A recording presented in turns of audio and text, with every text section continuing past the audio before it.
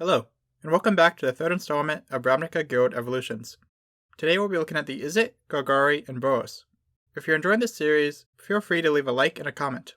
Let's get right into it. The guild every magic player assumes they'd be in. Role. In their first appearance, the Izzet's magic is very abstract and often non-physical. Time and mind magic, as well as alchemy, are common. Physical fighters are said to be rare. In execution, the guild is often more about the pursuit of knowledge than physical invention. Also, everyone is white, male, and super old. There's very much a generic perception of a historic scientist. Even the Izzet goblins and ogres have a sense of regality to them. There is much less chaos than you would expect. Their science isn't quite mad yet. In Return to Ravnica, the Izzet get way more physical. They're fighting more, and their science gets a lot more bombastic and visual. They're very into weather magic now. Storms and electricity are everywhere. There is an internal desire to broaden the Izzet, and that is definitely clear. There are more non-humans, women, and young people all around. As intended, they also have more attitude and less refinement. Additionally, they're said to have become significantly more chaotic and scattered as Niv was busy nursing his wounds and managing the implicit maze. The chaos is clear in the cards. It's here that the portrayal of the Izzet as public endangering madmen really comes into the forefront. Niv is actively driving them to be more experimental and dangerous. The cards don't especially present them as scattered or coming back from near ruin though. Finally, Niv is believed by most to have lost his mind, and it's stated definitively that he's full of negative traits that have only gotten worse. Niv's never been the most popular guy, but this is definitely the worst he's ever been portrayed or perceived. In our third visit to Ravnica, a lot of Izzet time is spent preparing for the War of the Spark, with Project Firefly and Niv's paranoia getting the spotlight. In general, details largely carry over from last time. They're still firmly in the mad science camp, causing trouble for all of their neighbors. Arguably even more so, as it's said that they now lack the patience for prolonged experimentation. Their appearance variety also continues. They're even more into lightning now, to the point that literally 4/5 of their watermarked cards have visible electricity in their art. Niv is also portrayed a little less negatively, likely to set up his ascension to Living Guild Pack. They're another guild with a new leader and an unclear future following the events at the end of the block. Mechanics. All Izzet mechanics appear exclusively on instants and sorceries to represent the guild's magical focus. Replicate lets you pay an additional cost any number of times to copy the spell that many times. Jumpstart lets you play a card from your graveyard by discarding another card. Overload is an alternate cost that switches all instances of target with each in the card text. Jumpstart lets you play a card from your graveyard by discarding another card. They're quite cohesive, with each allowing you the most out of your spells, either by expanding them or casting them twice, with suitably scientific sounding names. Art. As mentioned, the subjects of Izzet art go from old, white men to all varieties of people. They also get more complicated, less fancy outfits. Their overall aesthetic was said to have been intentionally made less steampunk and more magical, but I honestly don't know what the article is talking about, because to me, it really looks like the opposite occurred. Something really funny that I noticed is that the creative intention of, we should have more unique Izzet members, such as Raw Zarek, was apparently misinterpreted as every human male in the guild should look like a Raw cosplayer. Their symbol was changed to be more refined and tightly executed. This was foreshadowed in universe by a quote in the original Ravnica. The symbol was constantly changing, becoming closer to Niv each time. Creatures. For a guild with a comparatively lower number of creatures, the Izzet still managed to have passable species diversity. Goblins, humans, and dragons appear in every block. Slightly controversially, Weirds didn't show the third time around.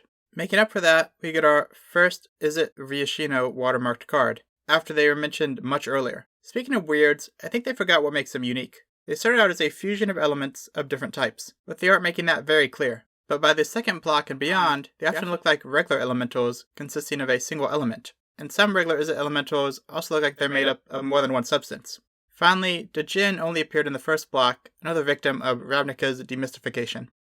Trash.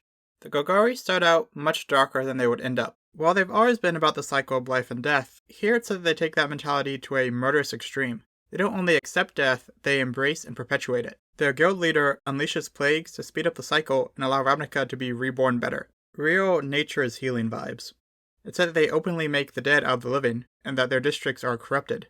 In universe, some think the guild members metaphorically sell their souls for eternal life. Similar to the Rakdos we discussed earlier, the Golgari have the problem where the main role they play for Ravnican society isn't necessarily the most exciting. They're meant to be farmers and waste managers, but that's not very clear from the cards. Only one card mentions they're rot farmers, but doesn't actually depict one. Finally, the replacement leader, Jared, is presented as a fairly good person at this point.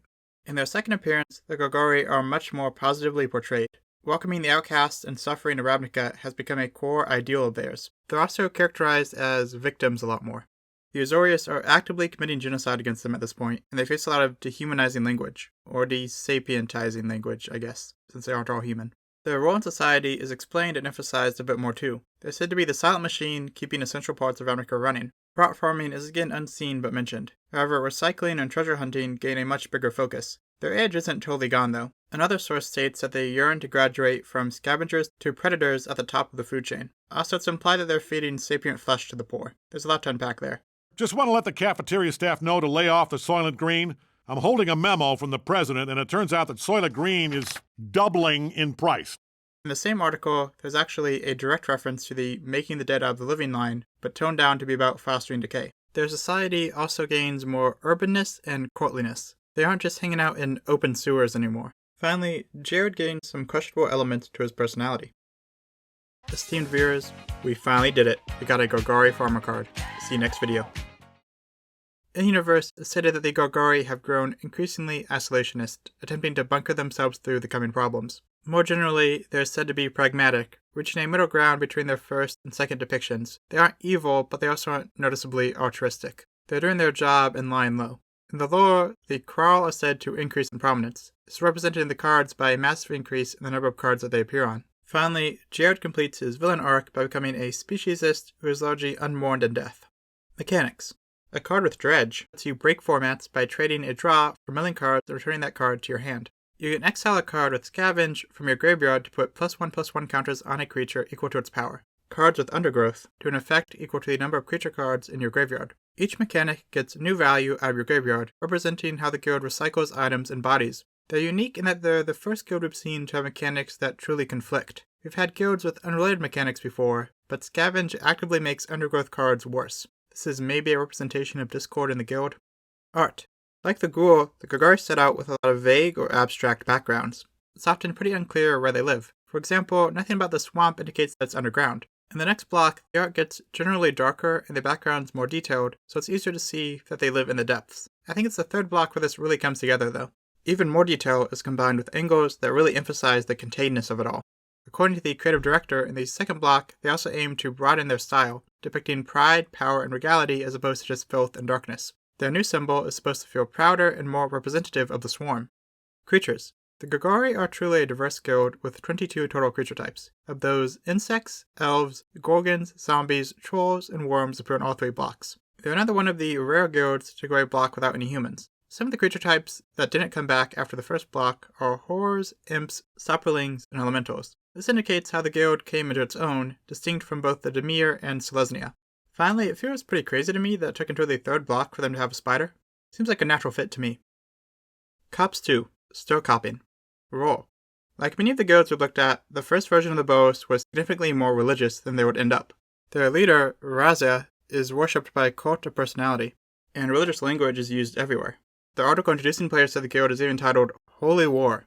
Because of the religious fervor towards the angels, they are very detached from the masses. They rarely fight, and the vast majority of the guild are not permitted to talk to them. Because of this, there's a weird species hierarchy going on that dictates what type of magic members are allowed to use. There's also more focus on non-combatants. We see or hear of more mages, medics, and even spiritual advisors than is the case later on. There's also much more of a long-term plan going on than the hot-headed Boros are later depicted doing, with some members working hundreds of years in advance. After Razia's death, Feather took control and did poorly, with many of the guild becoming glorified mercenaries. Aurelia managed to rein them in and take over the guild by honing an attitude of war. The second block strips away the religious element of the guild pretty much entirely. They're almost entirely physical now. If there's a healer, they're still going to be able to use a battle axe.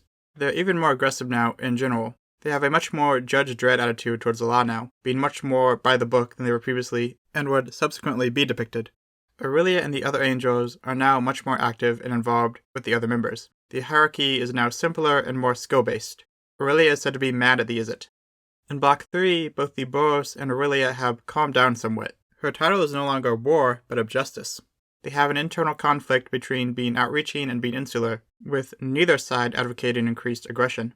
They're also generally referred to more positively, with a guy describing them as fighting corruption and chaos in order to maintain a safe and just community. Another states that there is no denying that they provide much-needed protection for the guildless without asking for anything in return. Some people could probably find evidence to deny that. Maybe they'd make a whole video on it. Aurelia has reorganized the guild into 4 theaters: Anti-Rakdos, Anti-Dimir, Izzet Cooperation, and Recruitment. It would appear from this that she and Niv have made up.